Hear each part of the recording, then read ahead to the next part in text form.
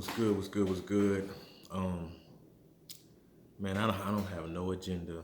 I don't have no bullets or nothing like that, man. I had something on my mind as I'm detoxing, as I'm going through school and doing certain things and trying to transform my mind and become way more conscious and aware of the decisions I make and stuff like that.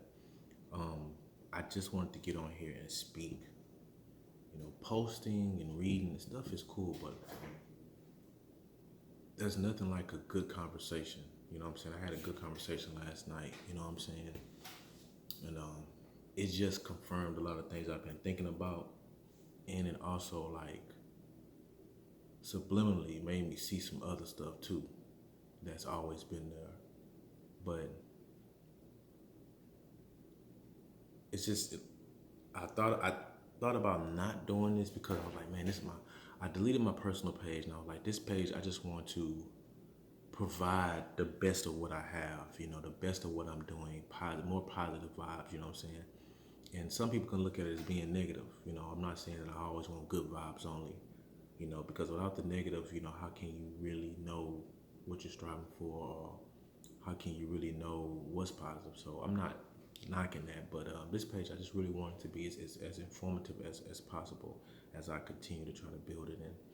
And one side of it is the application, but the other side, like Blinford University, that's a platform that I've always had and created, where I wanted to focus on the things I love, which is health and fitness and tech and business, and not focus on it because I'm an expert at it or because I know everything. I really wanted to focus on those things because I wanted to learn more about those situations. And I think what better way to learn more about those situations is to not only educate yourself, but to collaborate and meet other people that's already doing it. And I think collaborate, and I want to get into that because I think that is something that we are still not getting as far as collaboration. And I ain't just talking about collaborating with each other, I'm talking about collaboration as a whole. So something amazing, I gather because I listen to a lot of podcasts, a lot of interviews, and a lot of, just a lot of those type of environment things. And a lot of people might look at it like, damn, that's a waste of time, bro. Like, you always looking at interviews, or you always reading this, or you always doing that. And it's like, y'all don't get it. I'm not doing this shit for validation, and I'm not doing this shit to try to believe in somebody else's ideology. I'm doing this because the best books we read, 48 Laws of Power, Law of Human Nature, Rich Dad Poor Dad, that's something me and my friend talked about last night. Think and Grow Rich. Like, all these books that people put on the top levels are books created by people who just regurgitated other people's habits. They study them and they observe them and they formulated them into something that we could, I ain't gonna say understand, because some people read that stuff and they still can't understand it, but they put it in a way to where, like, when you ready to understand this, you're gonna get the secret. And you look at those things like it's simple, but when you really start to get it, you're like, I get it. And judging based off that, I'm like, man, it's a reason why I do what I do, because I'm studying habits of people that have certain mindsets. And I was looking at Dapper Dan, extraordinary fashion person, really responsible for a lot of stuff that you see in the main industry. And I watched this man, he's 74 or maybe even older or younger, however you want to put it. And I listened to what he's saying about the strategic move he made with Gucci. And yeah, I know Gucci had did this blackface and stuff like that, but I listened to this king talk, and I understand what he's talking about. This man have experienced things that we haven't even experienced. And the habits, the knowledge, the information that he has is valuable. And I feel that a lot of people emotionally reacted to the whole Gucci thing without knowing the history. This man knows the history. So when you see other celebrities support that history that he knows, we get mad at them, but they know the truth. So it's like, I understand why people got mad.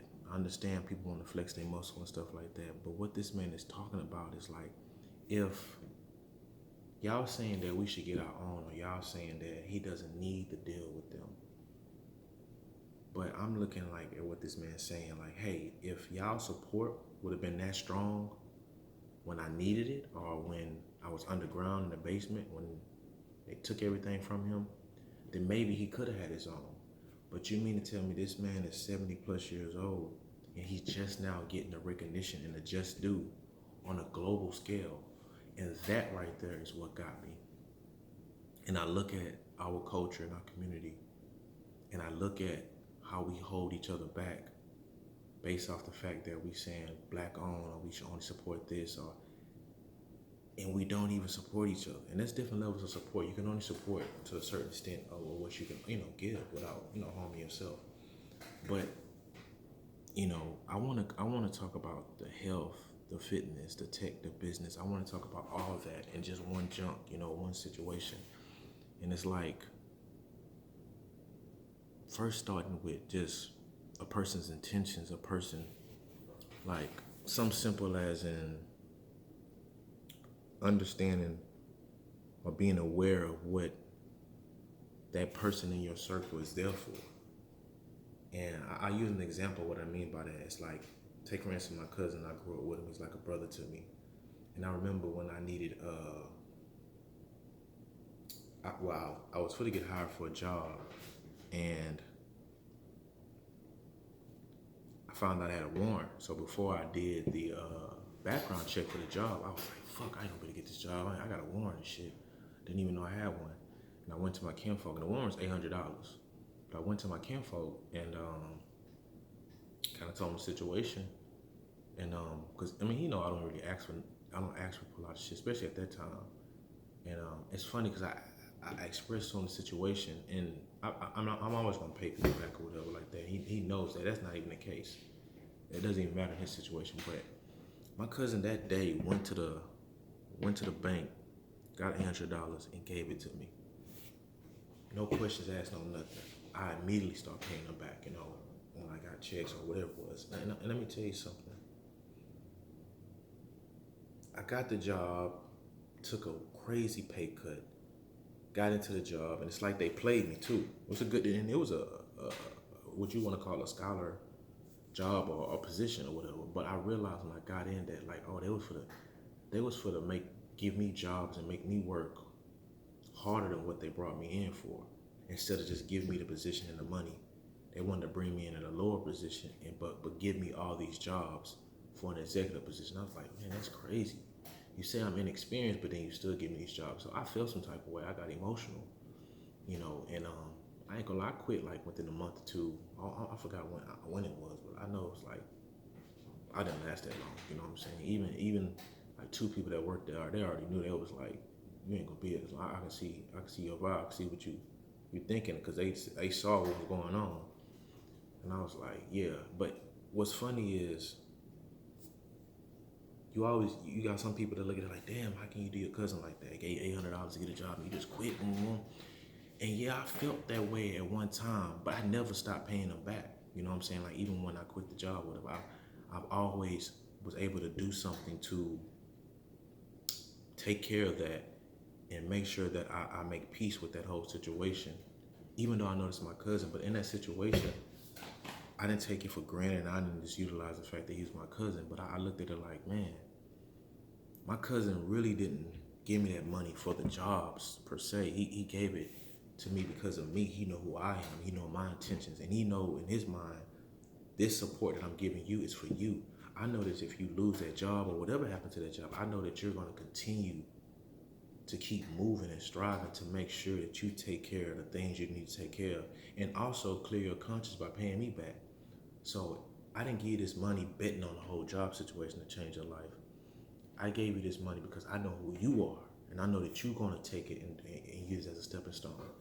And so that's what I want to talk about when it comes to support and being aware and conscious of those things. Like, we got to understand how are we supporting people, and this is something that came to me just in September 1st, when I started the whole diet and detox in school and programming and really dive into like the way I want to.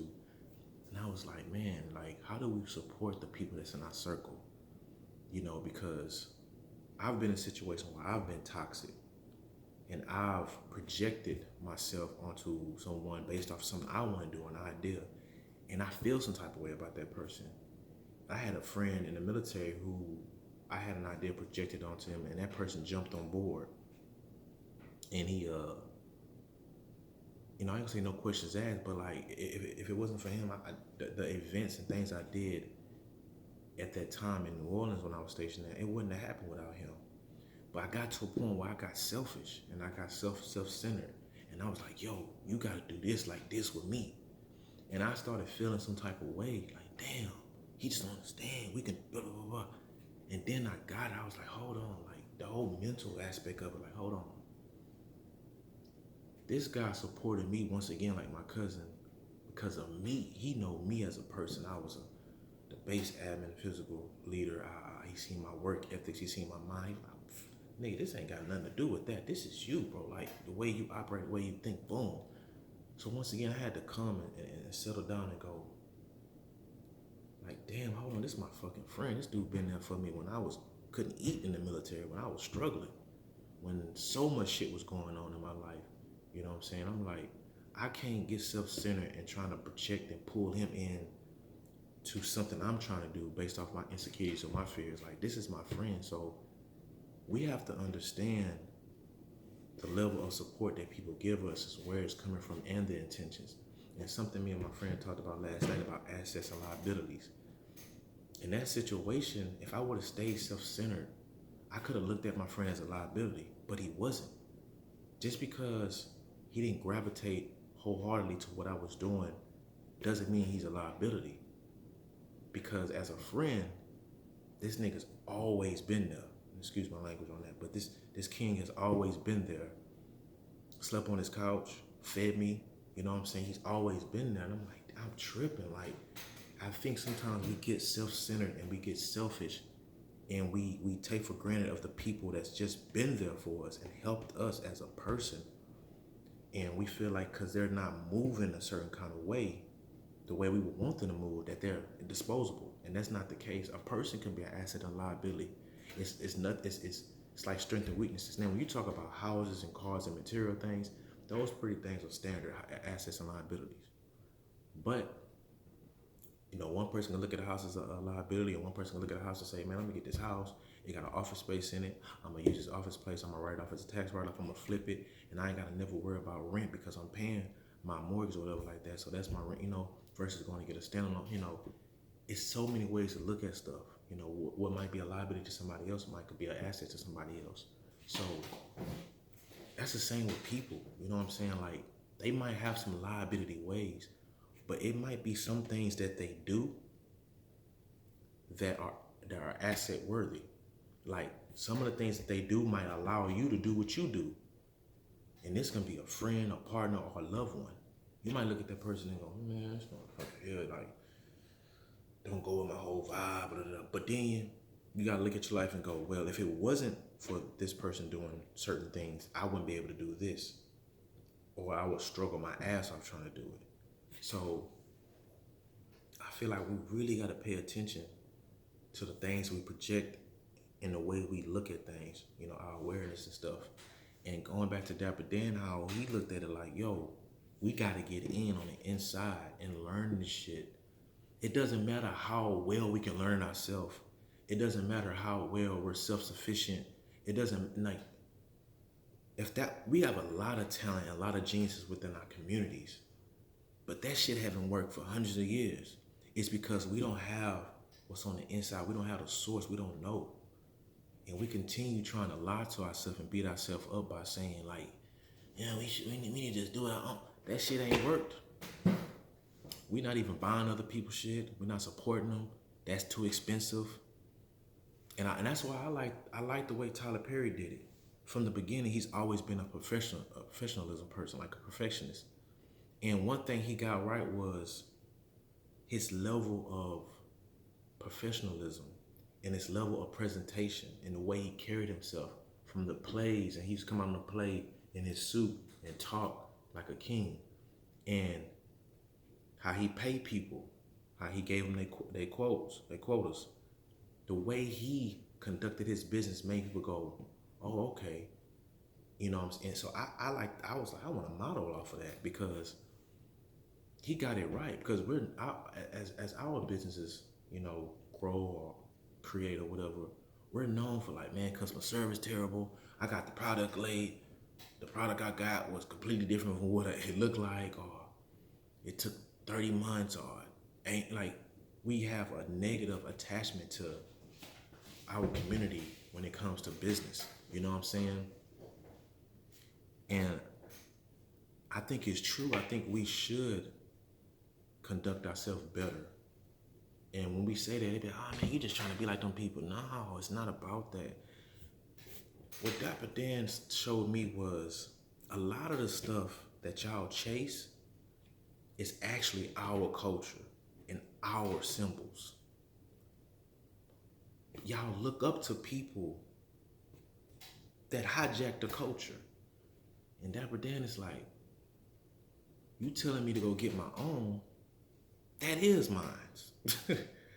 So I tell you what, I'm no longer going to stay stagnant and a prisoner of all these thoughts and opinions. I'm going to get in. And I'm going to figure out the other piece of this puzzle.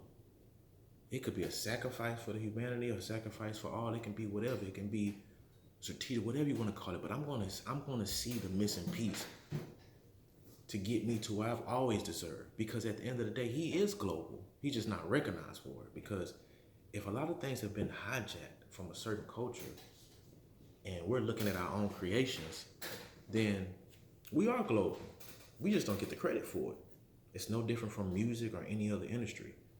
We create something and somebody hijack it and they get paid off of it. That's cool. And we sit up and say, yeah, that's it. Yeah. But how long are we going to say that? Like, it's like we're known for having a sauce. That's cool. We got the sauce.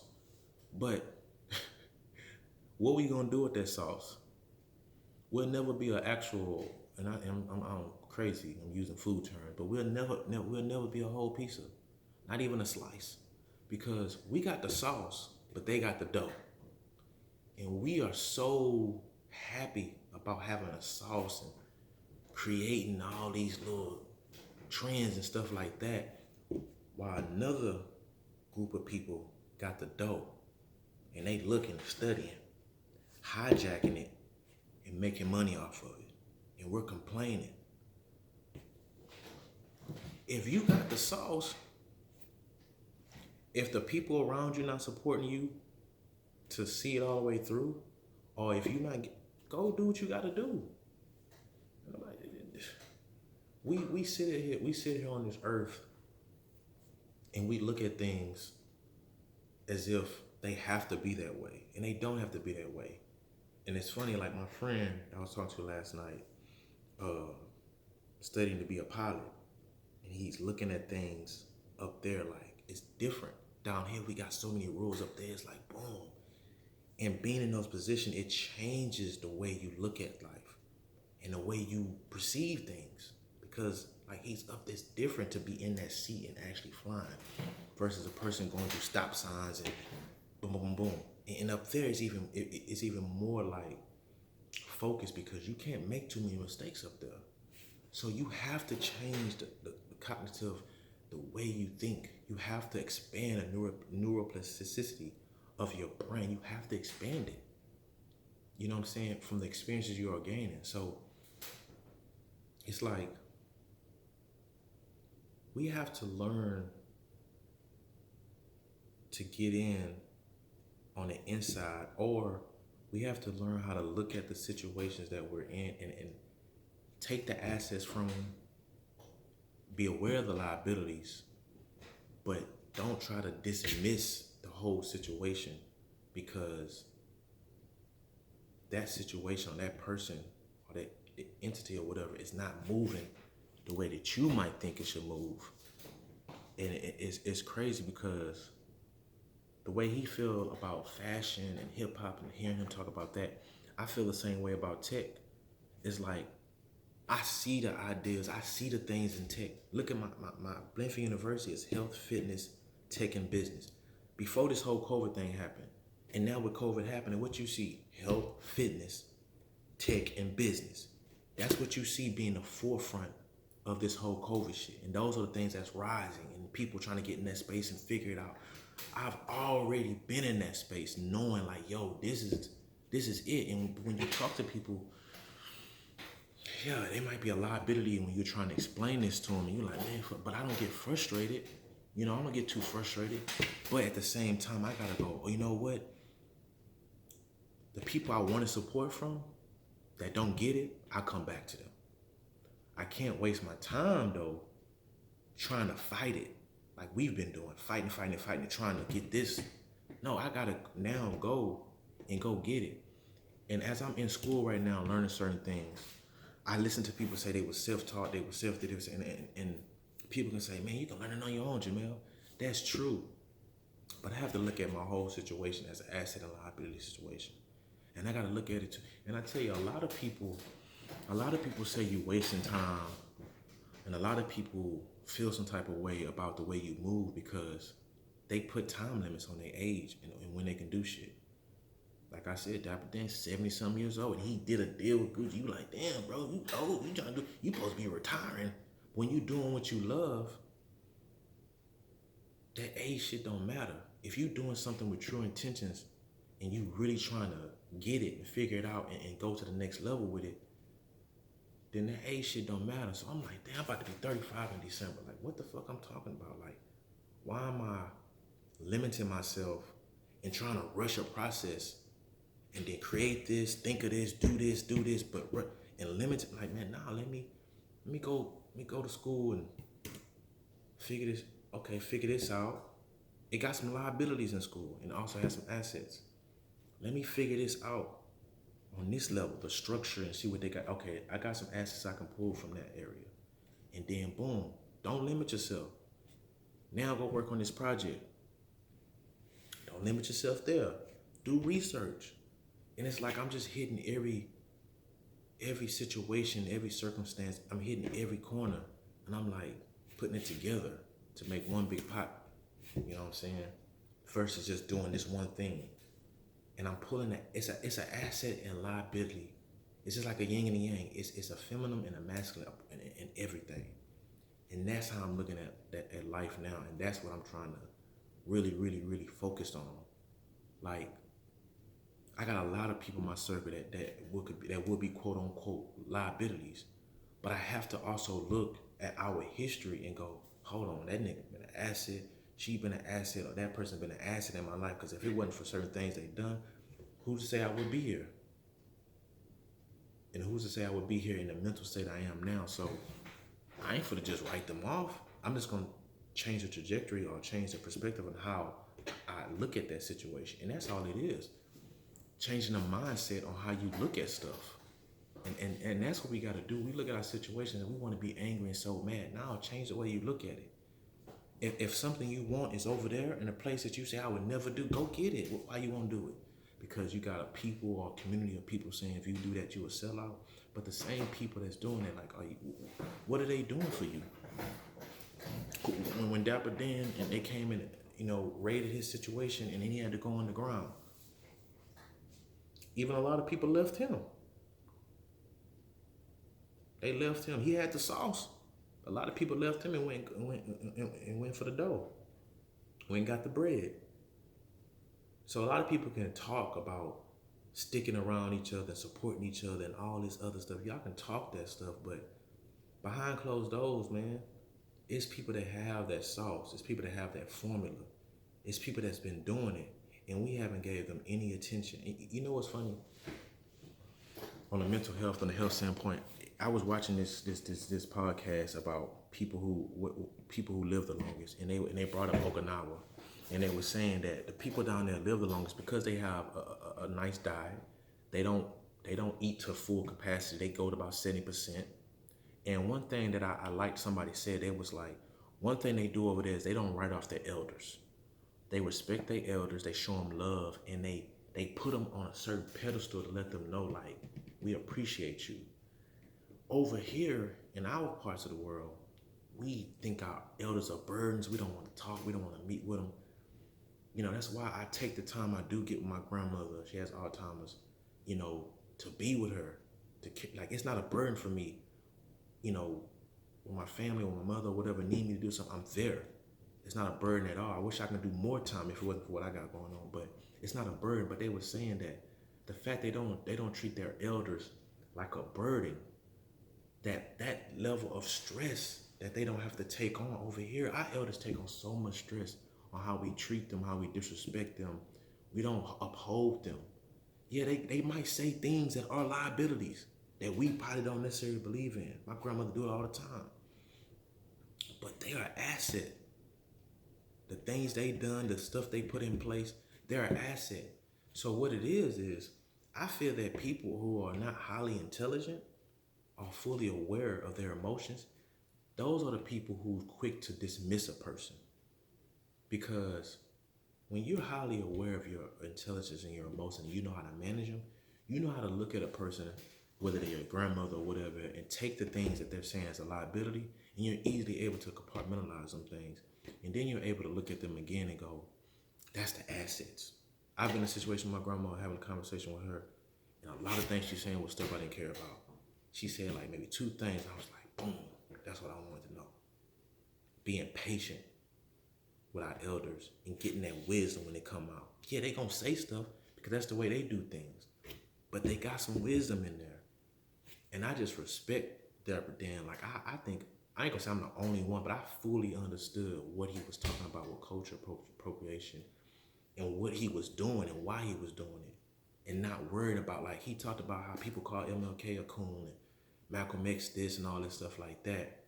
But we're not talking about what they done, what they sacrificed. Yeah, they had their own flaws and stuff like that. So he's saying if he ain't no Malcolm X, he not no MLK, but if them people can be called negative things, shit, he might as well do what he doing. We say we always want validation from the other people out there running the world, but we really kind of want validation from ourselves. Because we'll sit up here and hold on to an idea or hold on to our creation just to say we're black owned or just to say we're all about our people. When you got an idea that can take off, if we just go out there and collaborate.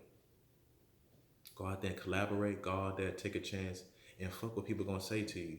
Because you go out there and make that move, and you can make that 10 million, that 50 million, that 100 million. You are more of an asset to your community with that than you are staying here making $100,000. Everybody got their price. It's a lot you can do with $100,000. All I'm saying is, if you've been put in a situation to have a genius mind, just like the motherfuckers who got it and stole it or whatever, act on those geniuses. Act on those assets in your mind. When you got genius level thinking, you can't worry about what you got to act on them. Then you can come back and be a real asset. You know what I'm saying? But people hold us prisoner to our thoughts and our creativity because they want us all to themselves. But they ain't supporting. Some people don't support at all. They just talk. They just hold you close to you until you do make it big. People see like, oh, he gonna be something. I'm just gonna stay cool with him and stay on the sideline. I'm gonna be a D or C average. As soon as he make it, I'll be like, bro, I always been there. I always liked your post.